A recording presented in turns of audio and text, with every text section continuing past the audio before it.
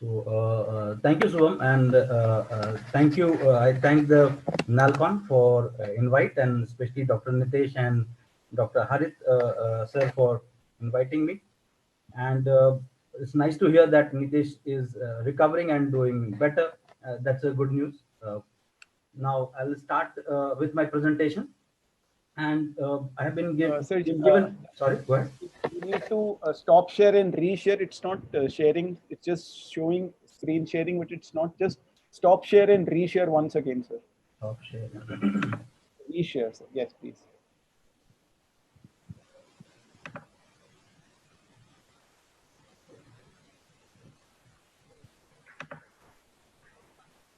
You can see it now. Perfect, sir. Perfect. Yes, yes.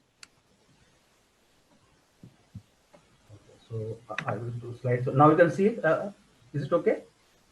Very well seen, sir. Very well seen. So I have been given a bit of a twisted topic, but an interesting one. Aam Aadmi with lung cancer and get me a cost-effective solution. Uh, I'm fortunate to work in a setup which allows these questions to come up, and this question comes up on a regular basis. I'm sure there are many people in the audience where this question comes up to them on regular basis, and sure they do have those solutions. So what I'll do is I'll share from my sides the solutions in this situation, what we have tried to do, and see what has been the impact. So this is a famous quote and the article by Dr. Gawali, and he wrote that the ground cancer ground shot, before we go to moonshot, and that is very true for us. Absolutely very true for us.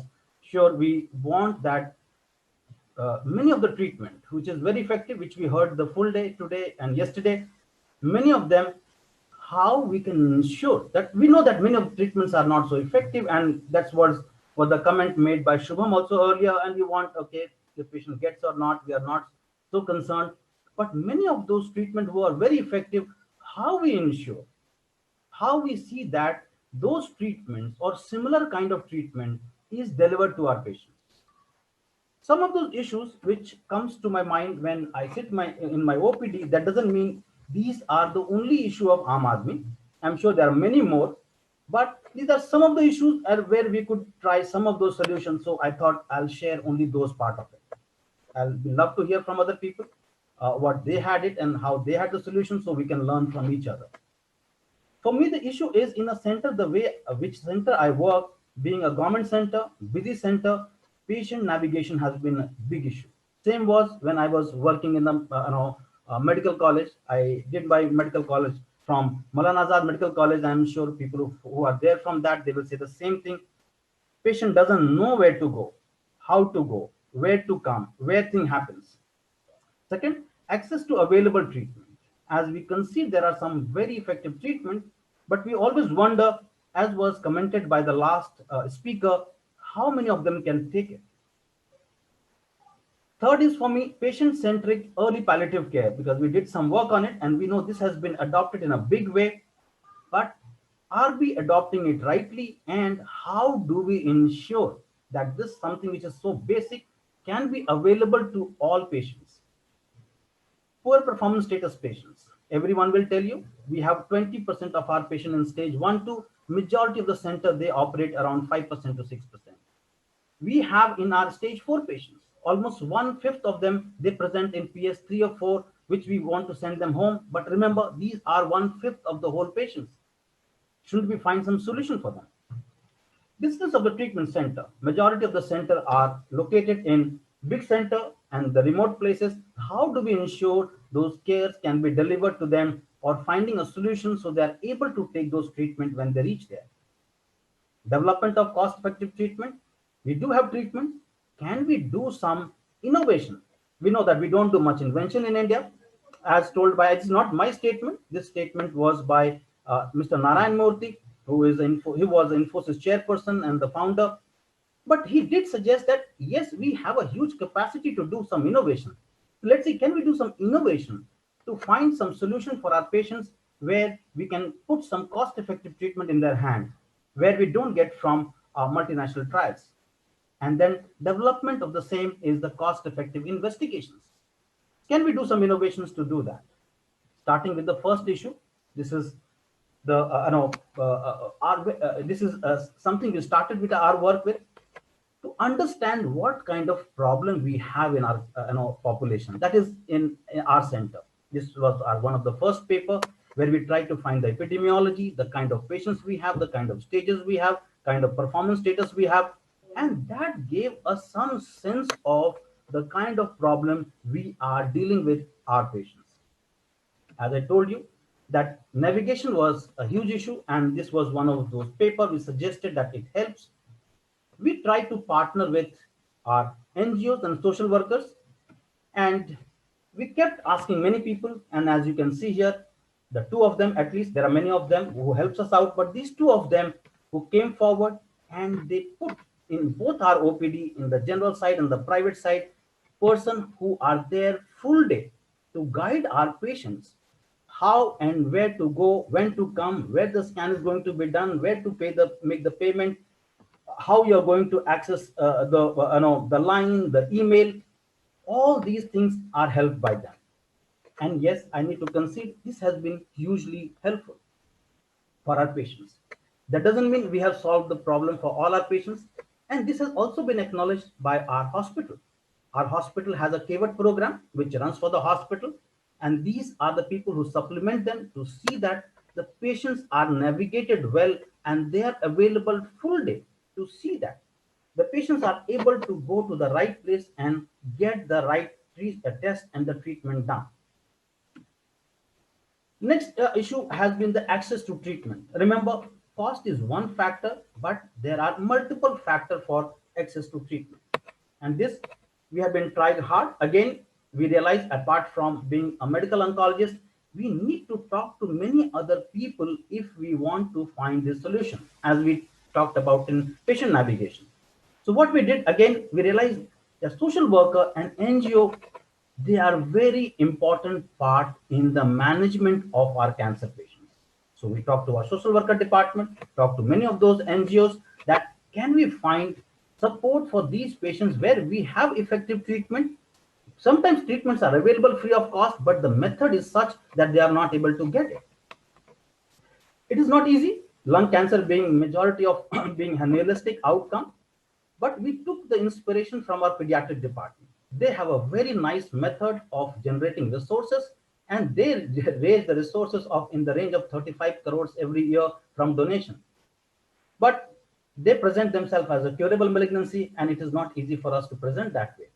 But persuasions to the NGOs helped us out, and as you can see here, the TMH Social Worker Department and the two other NGOs, We Care and Mother, they came forward to help the patient out to get those finances from various places, either from the BPL category where the a company which makes it gives free, or getting from the Prime Minister Fund, getting from the Chief Minister Fund, getting from Rajiv Gandhi Jeevan Dayi Yojana. The whole paperwork which is required, they facilitate and ensure that these patients get those treatments.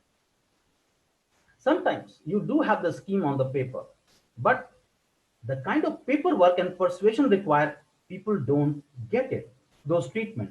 And when we started this, before that, we realized that half of our patients, they are able to get targeted therapy if they had those mutation positive patients. Now, do we have a finding when we started this? This has changed.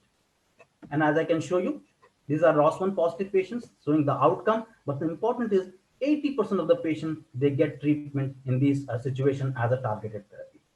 Second one showing lorlatinib. This is the compassionate basis program where you get this drug, but is a huge amount of paperwork with DCGI.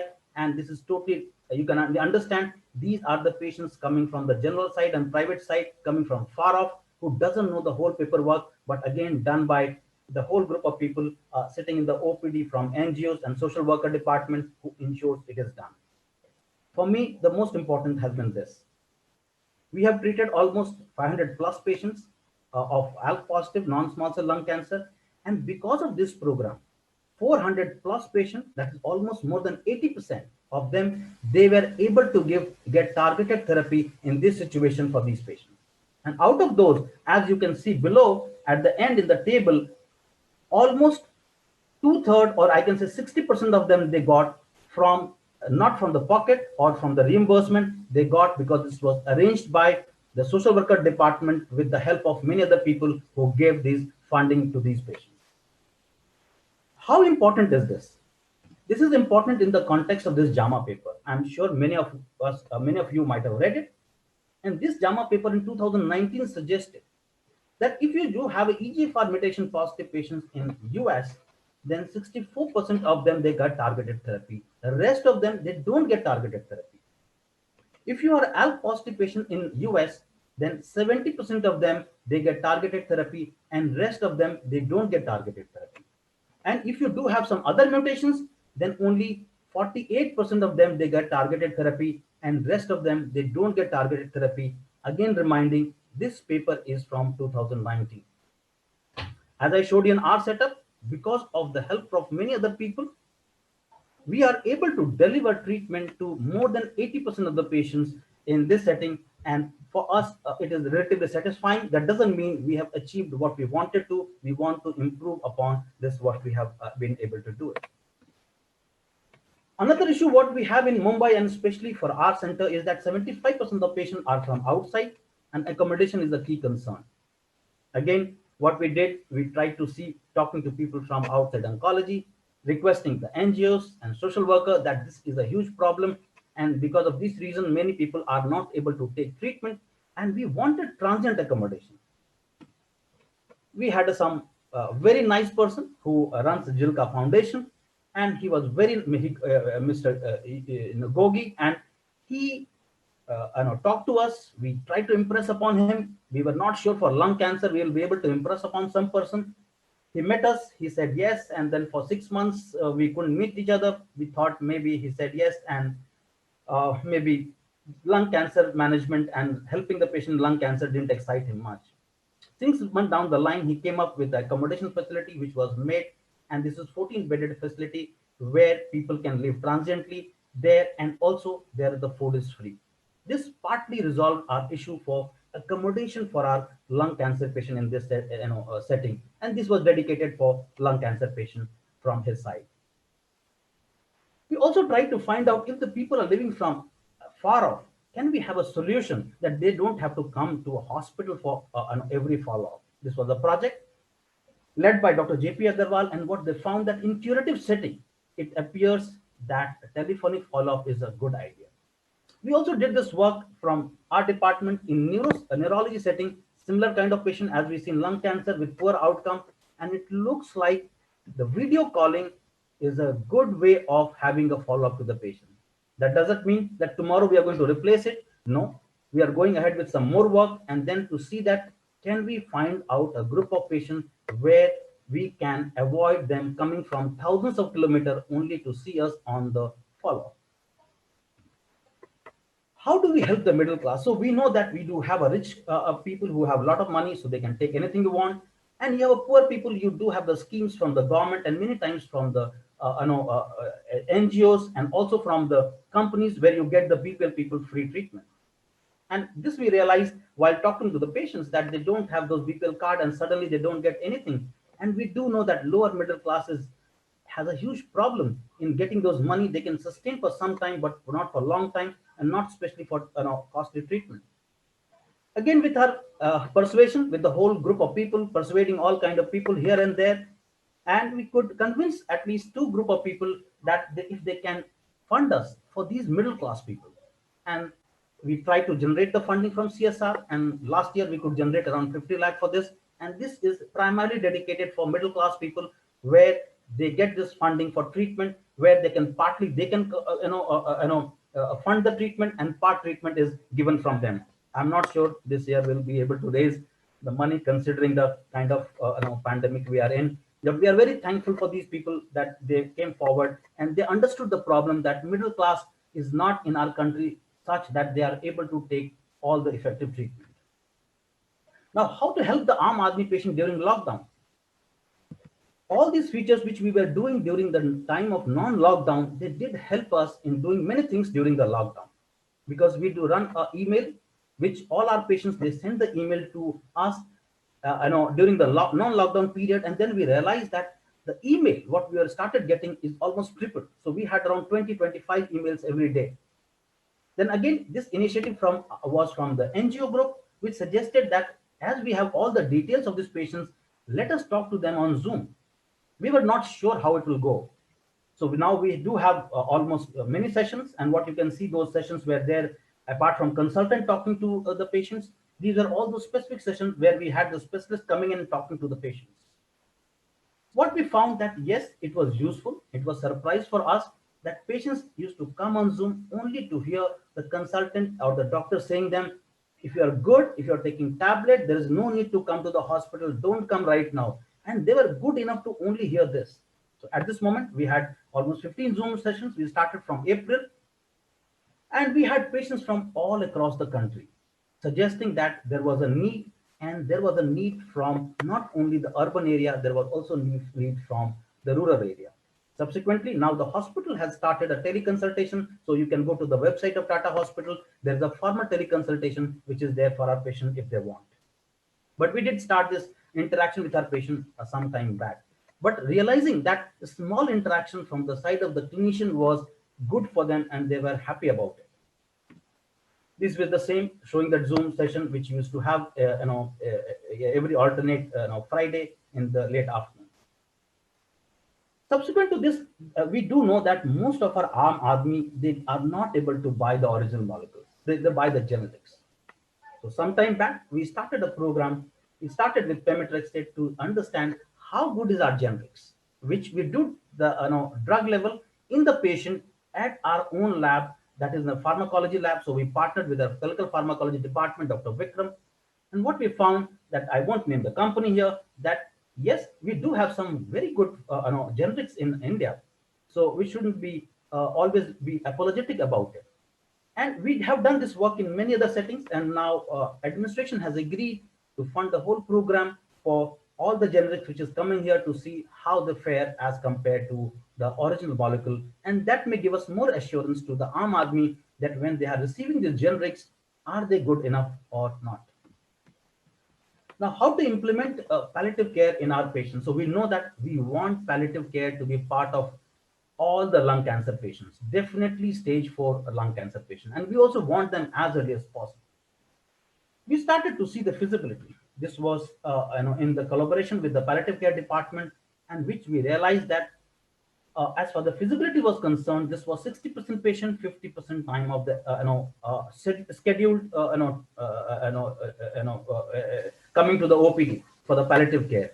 And we found that yes, we couldn't. So 48% was percent time the patients came. So we just missed it, suggesting that there is an issue regarding feasibility of early palliative care in our setting. So we need to work hard to see that we improve it. But we are also doing a randomized trial, and that time in head and neck cancer, and it showed as far as the quality of life is overall is concerned. In this randomized trial, the early palliative care intervention didn't improve the quality of life. Again, done in the collaboration of palliative care department. Do I mean to say that early palliative care doesn't work? No. What I'm saying is palliative care or early palliative care in our setting needs to be addressed in a way the problem our patient has. For example, I showed you the many problems in the past. All these individual problem is a part of early palliative care. I'll show you one other example. The distress management in, again, this is a head and neck cancer patient. I deal with this. So I am showing the example. What it showed, if you take those individual symptoms, which is is the predominant symptom in the patient, then you're able to show that early palliative care helps. And in this situation, almost 80% of the patients, they had a decrease in distress when the distress was addressed. So when we do early palliative care and we want to evaluate all aspects of early palliative care in the quality of life, then many times the benefit which we give it, it doesn't get reflected in the quality of life parameter. So one is the measurement, and second is what we are addressing. That will depend upon the individual patient, what kind of symptoms we have. And if we don't address that, we may not have improvement in quality of life, suggesting that early palliative care, we need to have a different approach, and we need to do the specific symptom what the patient and the problem has to be addressed to have the impact of this early palliative care. I also mentioned about poor performance status patients. So we do have quite a few. We do understand, as I told you, almost one-fifth of our patients are like that. We did work in small cell lung cancer. This is our recent paper, 200 plus patients. And what we can see that if you are able to give chemotherapy, yeah, we did give chemotherapy in a different way. We give them baby step chemotherapy, initial smaller dose, then kept increasing. And what we can see that if you do it, majority of the patient, you have improvement in the symptom, and you do have a looks like impact on the survival also. You don't cure these patients, average life remains 6 to 8 months, but yes, this gives some decent quality of life to the patient in the short term. So this is one way to address the poor performance status patient in small cell. Have we done some work in non-small cell lung cancer? Yes, this is the two work which we did. And when we try to find out how do we go about it, so what we have been doing in the past, that all patients coming into poor performance status, that means PS3 and 4. We didn't include PS2 patients in this group. Give TKI, if they improve, they come back. And by the time we get the report, and it appears because EGFR is the commonest mutation, and if you have those mutations, if you wait for the test, you may not be able to give this treatment, but you are able to give it. Then those 25-30% of the patient, they do benefit, and the average life of these patients are around 12 months, again suggesting this is one approach which works. I know that there are many other approaches which people take it. Will be happy to hear from other people. But usually PS3 and PS4 patient, no one wants to touch it, but somehow it is very common in our population, and we need to address this as we go forward. We are trying to do some other stuff in this setting, which we can share later on. Can we develop cost-effective treatment? We did try to, and this can be some of the examples and which one can take it forward at their own center. We tried to develop the low dose gemcitabine. So this dose was around 250 milligram per meter square. That was almost 1/4 or 1/5 of the regular dose. And what we show it here, that outcome was as good as what we can see with the regular dose. And what it does, it decreases the cost by 1/4 or 1/5, whatever dose you use in your clinic in this setting. So it allows that it can be used at multiple places, and especially when the patients are paying from their own pocket, or for that matter from government setup, you do save good amount of money. We also did a randomized trial to see comparing in the maintenance setting pemetrexed to erlotinib.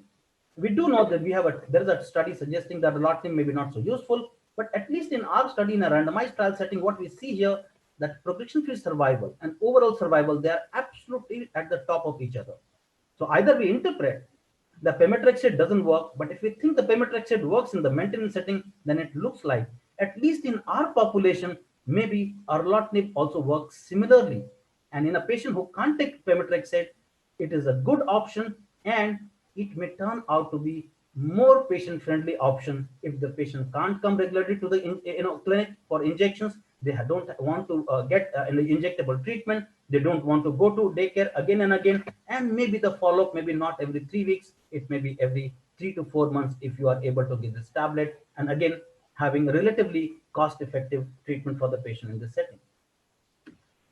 We also developed a treatment in EGFR mutation positive patient. We compare chemotherapy versus TKI, but then we try to take it forward to develop in this setting. Can we improve it further? We combined gefitinib with chemotherapy, compared with gefitinib, and what we show that it not only increases the disease control, it also improves survival. This was well accepted. This was in ASCO News, ASCO Oval presentation. It was in top 30 abstracts last year. It was included in update guideline. It also is included in ESMO guideline. And we also had a commentary from Nature, a publication about it, and was also fairly well covered. But for me, most important is this slide. What we can see that we have 8 options in this setting. And if we take it that initial 3 options are relatively inferior option because of disease control and maybe also life improvement, then if we take those other 5 options, and what we see here, the treatment of TKI plus chemotherapy in our setting will cost you around 3 to 4,000 rupees per month, as compared to any other treatment which will be costing you 50,000 rupees per month, or 70 to 80,000 rupees per month, or 1.6 lakh rupees per month, with similar outcome. I'm not saying same because there is no direct comparison, but most likely similar outcome in this setting. This is feasible for all patients coming to our clinic. If they are from BPL category also, all state government, the amount of money 1.5 lakh or 2 lakh what they give per year, this treatment is good enough. suggesting that almost any patient in this country, if you have a EGFR mutation positive patient, this treatment can be given with a similar outcome as compared to what we can achieve with 1.6 lakh rupees per month as far as the overall disease control and the survival is concerned. We did also develop the treatment for cough patients. We do know that lung cancer cough is a problem and we don't have much treatment after some time. And this is a randomized trial comparing aprepitant with other treatment, and it looks like it does improve cough in this setting. And I think so this is something which one can try. It is not as striking as we have seen in the previous drug, but it does help many patients. So I'll suggest that one can try in this setting when other treatments have failed. Did we develop some cost-effective investigations? Yes, this is the EGFR mutation testing, which we developed at the time when no kits were available in this country. And if you imported the kit, the per test cost used to be around 30,000 to 40,000. And we developed for a poor patient for around less than 1,000 rupees per patient. So we were able to give this test to every patient coming to our clinic at that time. We also did a work on mutation profiling, and this is Pratik here, who was a student. Now he's my colleague here in my department. And we did this mutation profiling compared with those Caucasian population. We see some differences, some newer one, but it also told us that mutation profiling, we comparing with Lung Cancer Mutation Consortium data, that yes, in a cost-effective manner, you can do research in our country, you can develop those mutation profiling, you can validate the outcome, and that may help us in developing the NGS test for the patient, again in a cost-effective manner. So we have gone ahead and we have developed a kit. We are trying to see that can we make it more cost-effective in this setting. And that happens because if you do those mutation profiling, then you can develop those panel relatively easily and with more information in this setting. We have almost 1/3 of our patients who doesn't wait for molecular testing before starting treatment because they are not in a good shape. They have a lot of symptoms. And that's the reason we were developing liquid biopsy. So we developed in our lab. Also, we collaborated with other people. And these are the two papers suggesting that concordance is around 80% and around 90%, suggesting that, yes, liquid biopsy test can be developed and given to our patients, especially in a situation where you don't have biopsy upfront for these patients. And same can be used in repeat biopsy setting. Some uncommon situation. Remember, sometimes we do come across many uncommon situations in this setting where you have to persuade your colleagues to do something relatively uncommon treatment. And this is one of them which we did. Our orthopedic oncosurgeon, they usually don't entertain palliative patients. We have been kept pushing them for a long time that no, our patients are doing better now and we need to intervene. This is one of the patients where they had to do total femur replacement surgery in a TKI, EGFR mutation positive patient on TKI, and they did it. Now they are more receptive to it, and this patient had a good quality of life for years subsequent to this surgery. Again, something which we need to always think out of box when we are in the clinic to take help of our colleague to improve the outcome of these patients. All this is done only and only because there are lots of people around. This is the whole social worker group of people who works together with us. Everywhere we try to see what we have done and we try to see what we can improve upon, which we'll be doing again this year. This happens because primarily of this man, Mr. Sanjeev, he helped us collaborating in all these people to see that where we can raise some resources for our patients in some way or other, which helps our patients. These are all at the top, the students working in the lab, and below the coordinators and the student working in the clinic, which help us with all kind of work to see that these works move forward when we do in the clinic. These are my colleagues, the consultant, Dr. Amit Dutt from the lab, Dr. Vijay Patil, Dr. Amit Joshi, Dr. Vanita Narona, and Dr. Nandini Menon, who are from the clinic. And then you see Dr. Anuradha and Dr. Pratik from the lab. Again, absolutely gems, and it happens only because of them being together and every time being together. So these all data I present on their behalf, what you have heard today. Otherwise, it was not possible. So they own this as much as I have a contribution. They have contributed equally. This is the team from the Medical Oncology Molecular Lab for developing those tests and doing those tests and doing those work and collaboration to see that it happens. These are the bosses which are very important. Unless they are supportive, it doesn't work. And my teacher, Dr. Bapsi Madam, Dr. Banavli, my ex-HOD, and now again my boss, and Dr. Badvisar, I'm sure everyone knows. Always willing to help with any issue you go to, and that's the reason these work happens. These are all acknowledgement for the people whom I